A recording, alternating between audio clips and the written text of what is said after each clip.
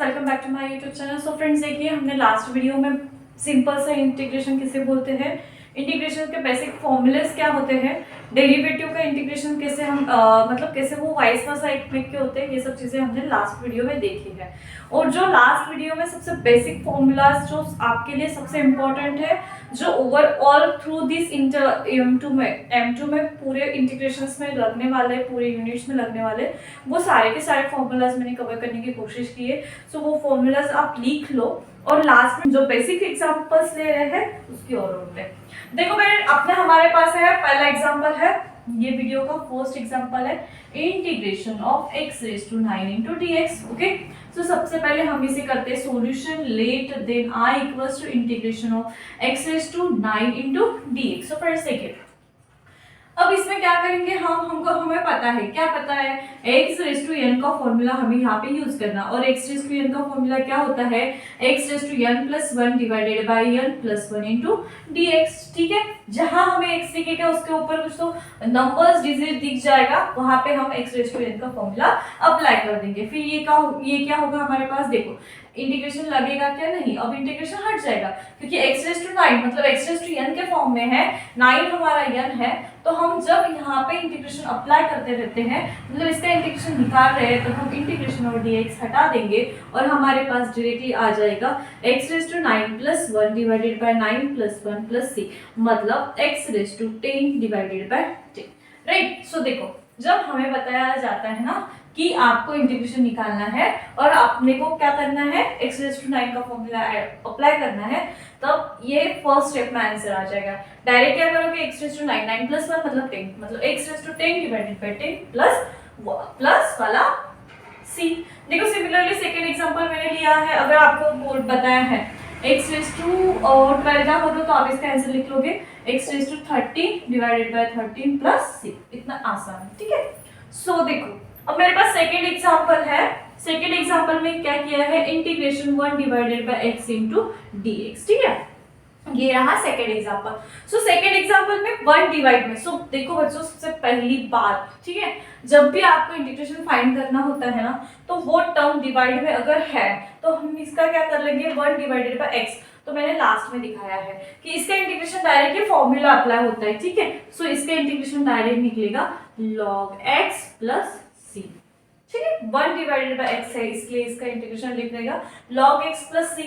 पर देखो अब यही एग्जांपल चेंज कैसे हो जाता है, अगर इसका इंटीग्रेशन निकलता है 1 divided by x raise to 8 into dx। ठीक है, देखो 1 डिवाइडेड बाय x था इसलिए हमें क्या किया, इसने log x बता दे कि ये फॉर्मूला था हमारा standard simple integration, sorry standard formulas में से एक फॉर्मूला है, इसलिए हमने इसको निकाल लिया। बट हमारे पास अब आया है 1 डिवाइड में x रेज़ टू 8। देखो सबसे पहले मैंने बताया था कि नीचे हम मतलब डिवाइड में जब इंटीग्रेशन होता है x रेज़ टू n का तब नहीं निकाल पाते, इसको सबसे पहले हमको ऊपर लेके जाना पड़ेगा, मतलब i इज इक्वल टू ऊपर, जब ये पावर क्या होता है, जब नीचे वाला पावर ऊपर जाते रहता है तो वो माइनस हो जाता है, मतलब x रेज़ टू -8 आ जाएगा इंटू dx। अगेन हमें यहाँ पे x रेज़ टू n का फॉर्मूला यूज करना है, x raise to n plus 1 divided by n plus 1 plus c, मतलब क्या आ जाएगा, ये x raise to -8 plus 1 divided by -8 plus 1 plus c, मतलब ये आ जाएगा x raise to -7 divided by 7 plus c।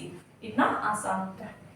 उसके बाद में मेरे पास नेक्स्ट एग्जांपल है, फोर्थ नंबर का एग्जांपल है, integration of under root of x into dx। So देखो बच्चों, इसे भी हम i इक्वल्स टू लिखेंगे integration of x into dx। ये मैं सबसे बेसिक एग्जांपल्स ले रही हूँ, जिन बच्चों को इंटीग्रेशन का आय पता नहीं, जिन बच्चों को इंटीग्रेशन कैसे निकालना है ये पता नहीं, उन बच्चों को, उन सभी को भी इंटीग्रेशन कैसे निकालते हैं, और आज के बाद में जो भी वीडियोस देखोगे वो सारे मतलब इंटीग्रेशन में आप टॉप क्लास कर जाओगे। सो देखो हमें पता है, क्या पता है, अंडर रूट का मीनिंग क्या होता है, अंडर रूट का मीनिंग होता है रेज़ टू पावर 1/2। ठीक है, अंडर रूट का मीनिंग होता है वो टर्म का पावर 1/2। फिर हम क्या करेंगे, x raise to power 1/2 into dx।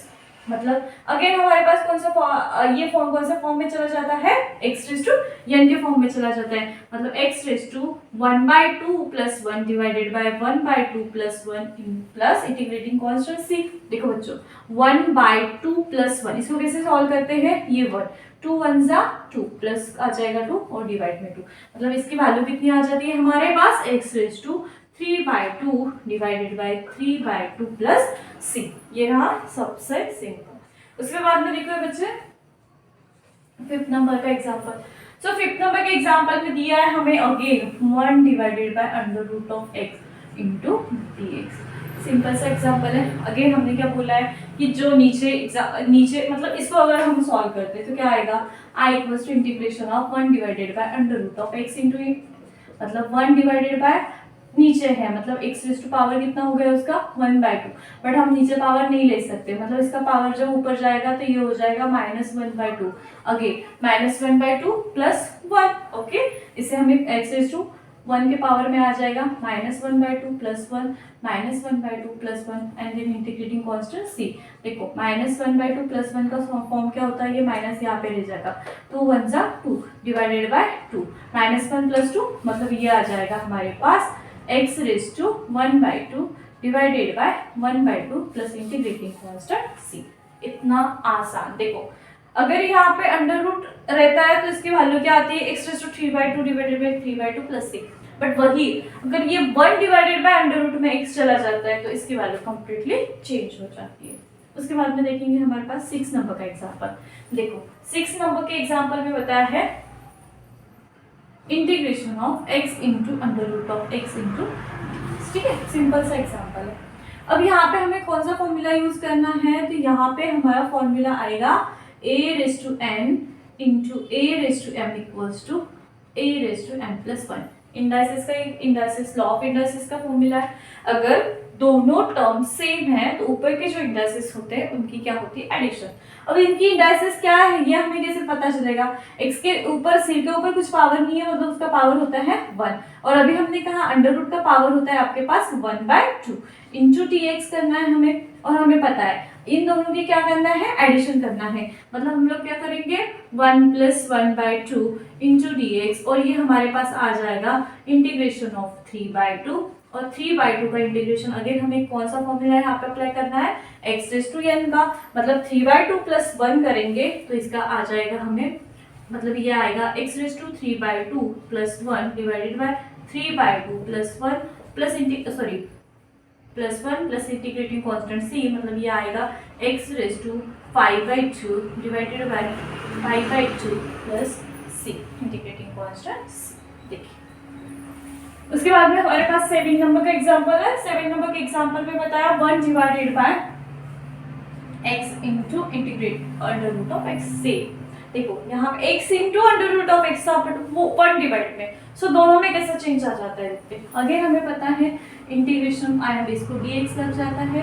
देख हमें क्या करना है 1 डिवाइडेड बाय इसका पावर कितना है 1, ओके, और इसका पावर क्या हो जाता है 1/2, ओके, बट अब ये क्या हो जाएगा बच्चों, देखो यहाँ पे ये 3/2 हो जाता है, राइट, अभी हमने निकाला है यहाँ पे, इस हिसाब से ये हमारा क्या हो जाता है 3 यहीं पे निकाला 3/2, बट हम नीचे अगर वो अंडर मतलब डिनोमिनेटर में पावर होता है तब हम पावर नहीं निकाल पाते, तो उसको हमें क्या करना पड़ेगा ऊपर मतलब न्यूमरेटर में लेके जाना पड़ेगा, तो ये हो जाएगा -3/2 इंटू dx हो जाएगा। और इसके लिए अगेन हमें कौन सा फॉर्मूला अप्लाई करना है, x रेज टू n वाला फॉर्मूला अप्लाई करना है, और वो फॉर्मूला का होता है हमारा -3/2 प्लस 1 हो जाएगा, -3/2 प्लस 1 हो जाएगा प्लस इंटीग्रेटिंग कांस्टेंट c, और -3/2 प्लस 1 इसकी वैल्यू कितनी आएगी -3 प्लस 2 डिवाइडेड बाय 2 आ जाएगी। मतलब ये अगेन कितना आएगा x raise to -1/2 plus integrating constant c।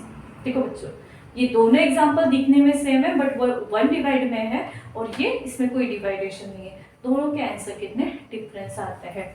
Last 8 number का, सो 8 नंबर के एग्जांपल में बताया हमें 1 divided by 4th root of x raise to the power 5, ठीक है, 4th root of x raise to the power 5 पता है। देखो हमें क्या पता, अभी अभी के लास्ट वाले एग्जांपल अगर इसकी बात की जाए, ये क्या था, अंडर रूट था, ठीक है। अंडर रूट रहता है मतलब उसका पावर 1/2 रहता है। अगर यहाँ पे थर्ड दिया तो उसका वो क्यूब रूट हो जाएगा। बट ये क्या बोलता है कि उसका कौन सा वाला रूट है, वो फोर्थ वाला रूट है, right.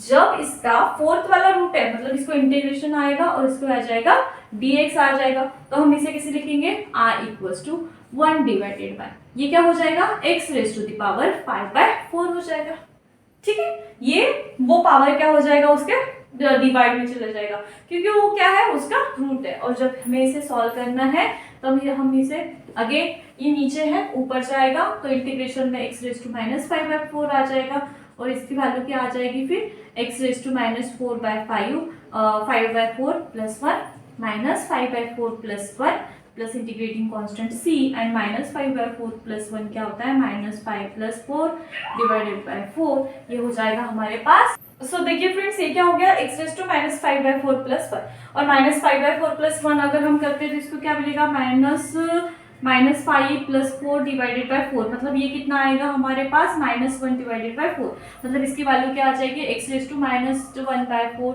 Divided by x raise to -1/4 divided by -1/4 plus integrating constant आ जाएगा हमारे पास c। सो देखो बच्चों, इस टाइप से हम ये एग्जांपल सॉल्व कर सकते हैं। सो अब चलते हैं थोड़ा सा एडवांस लेवल के ऊपर। देखिए अब इसमें हमारे पास ये 4 टाइप सेम टाइप के एग्जांपल, ठीक है। इसमें से मैं कोई 2 एग्जांपल लेती हूँ। चलो, अगर हमने 10 नंबर का एग्जांपल सॉल्व किया तो 10 नंबर का एग्जांपल क्या बताता है, integration of x raise to 5 plus pi raise to x plus 5 raise to 5 into dx, ठीक है। देखो अभी ये थोड़ा सा एडवांस लेवल में हम अब थोड़ा जाते हैं। देखो हमें पता है x रेज टू 5 के लिए हमें क्या करना है, और सबसे पहली बात अब यहाँ पे बता देती हूँ, अगर आपको इंटीग्रेशन में जैसे अपन ने वो f ऑफ x और g ऑफ x का रूल देखा था, अगर आपके पास कोई कांस्टेंट मतलब f ऑफ x और g ऑफ x से 2 फंक्शन होते हैं तो सबसे पहले अपने को क्या करना पड़ता है, फंक्शंस को डिफरेंशिएशन सेपरेट करना पड़ता है। बट यहाँ पे अगर कोई भी 2 फंक्शन के बीच में अगर प्लस और माइनस दिखता है ना, तो हम वो दोनों फंक्शन को अलग कर देंगे, ठीक है। ये सिंपल सी चीज हमें ध्यान रखनी है।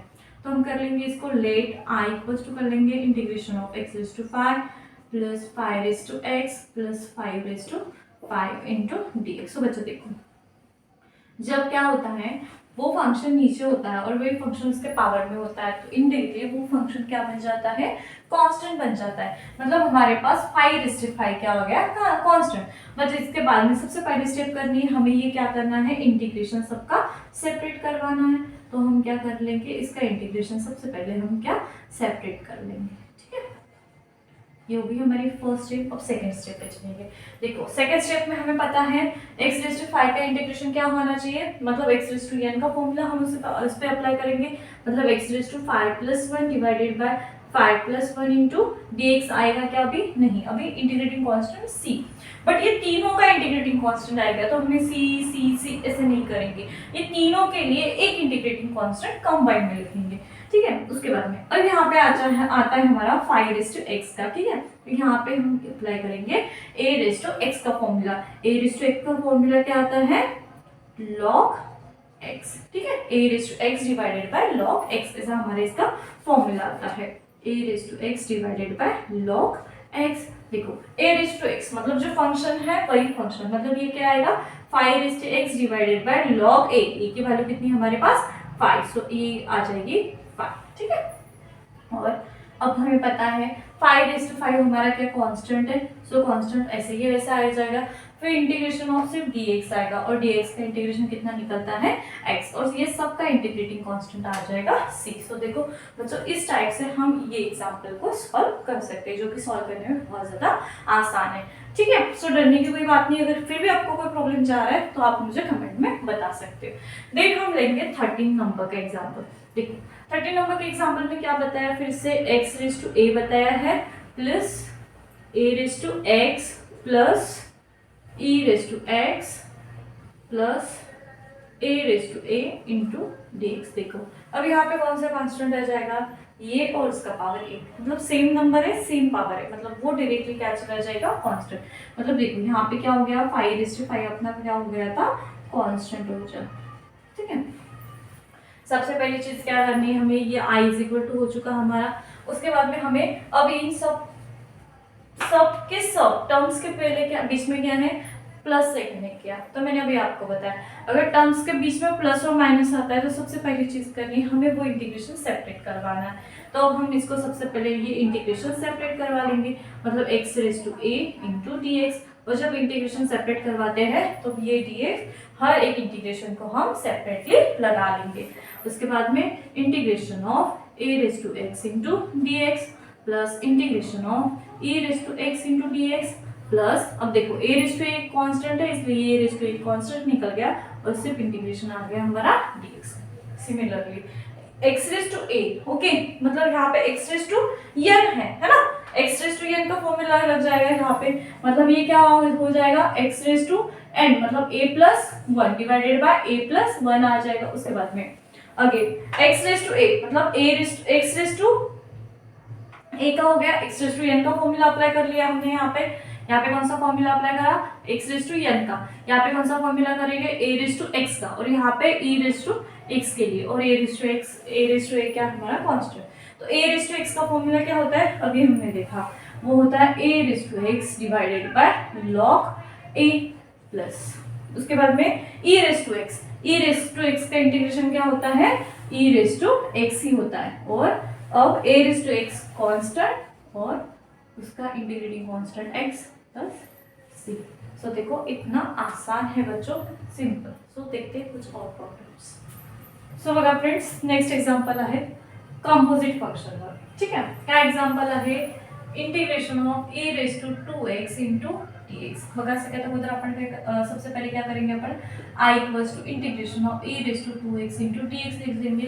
देखो e रेज़ टू 2x ये क्या है, कंपोजिट फंक्शन है, मतलब e रेज़ टू अगर यहाँ पे हम यूज करते हैं e रेज़ टू x, ठीक है, तो e रेज़ टू x यहाँ पे हमें क्या करना पड़ेगा, e raise to 2x divided by f of 2x, क्या करना पड़ेगा, इसका इंटीग्रेशन इसका फिर से निकालना पड़ेगा।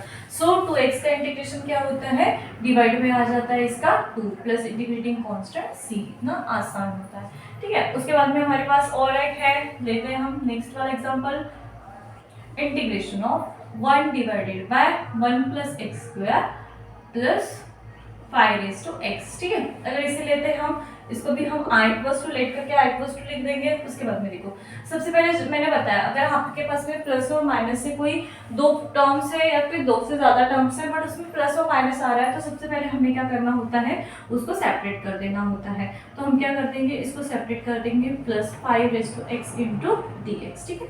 ये इंटीग्रेशन हो गया सेपरेट हमारा। देख हमें पता है, क्या पता है, 1 divided bye x square into d x, ये किसका इंटीग्रेशन है, तो ये है हमारा tan x का integration plus 5 raise to x, मतलब यहाँ पे कौन सा इंटीग्रेशन अप्लाई करेंगे हम, a raise to x। a raise to x का इंटीग्रेशन क्या होता है, a रेज़ टू x मतलब 5 raise to x divided by log a मतलब log 5 plus integrating constant c। इतना आसान है, देखो। उसके बाद में ये चारों सेम टाइप के एग्जांपल है, उसमें का मैं एक एग्जांपल लेती हूँ, 6 नंबर का एग्जांपल लेती हूँ, ठीक है।